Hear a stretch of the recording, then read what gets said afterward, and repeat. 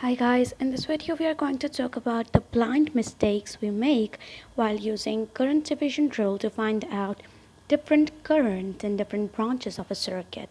So let's get started. Here we have a circuit of two branch and have a total current, two resistances, and these are the current and these resistances. We got to find current through these resistances. So of course we use current division formula, and we know that current through this resistance is going to be the resistance in opposite branch upon R1 plus R2, that is the sum into the total of the current, isn't it? And if we want to find out current through this resistance, we will say we have R1 upon R1 plus R2 and into total of the current. That is what we have made a notion.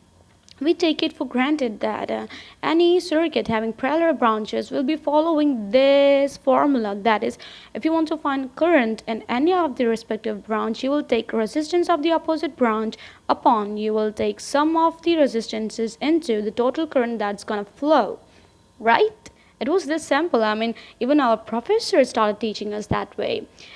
Actually, I was taught in my first year with that trick. But will it work if we use it on three branch stuff? Let's see. We gotta find I1.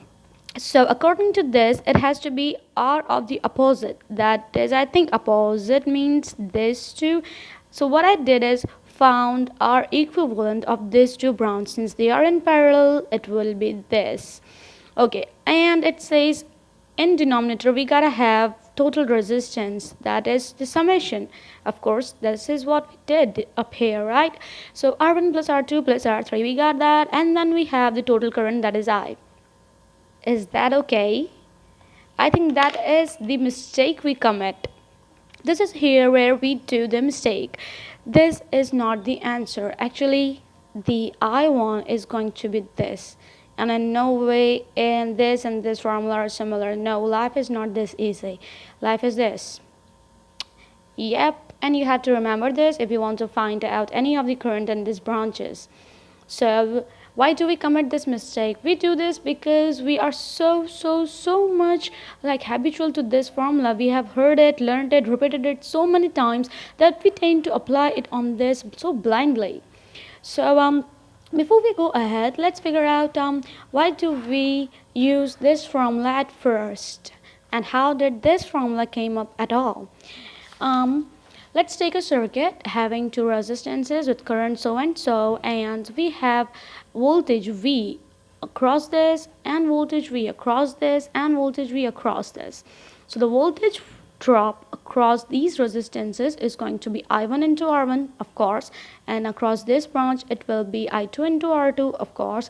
And if I say across this terminal, I'm gonna probably say that this terminal will have equivalent resistance into the total current. That will be the voltage drop across this. Won't it be? Of course. But since all of them are in parallel, we can say that all of these are equal, right? Okay, so next step, I'm gonna equate both of these.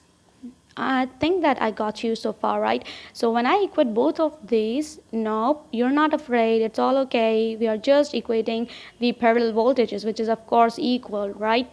So I get R being transferred here to the denominator, and that is what the deal is.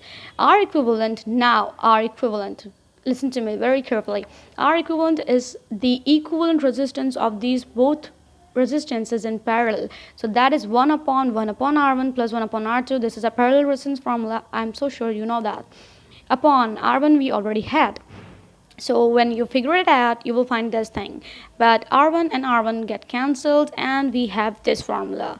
And now we use it so repeatedly that we start saying it blindly and sleep, that resistance in the opposite branch upon the sum of the resistance into total current, which leads to mistakes when it comes to three branch circuit. And this also you can figure out the same strategy. The total voltage drop across this is going to be R into the total resistance, equivalent resistance to be precise, then I1 into R1 is equals to I2 into R2, of course, I3 into R3. And when you figure it out, you will reach to this step. Here, our equivalent is going to be this thing.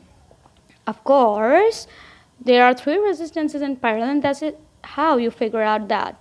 And then you solve it this way, and then you get this pretty looking formula that you have to apply in exam if you want to clear that exam. In next video, we are going to figure out how we can figure out all these currents without going through all this mess and not having to remember this formula at all. So to find out that happy thing, you will have to wait for the next video. All the best for your exams, and don't forget, you can do it all.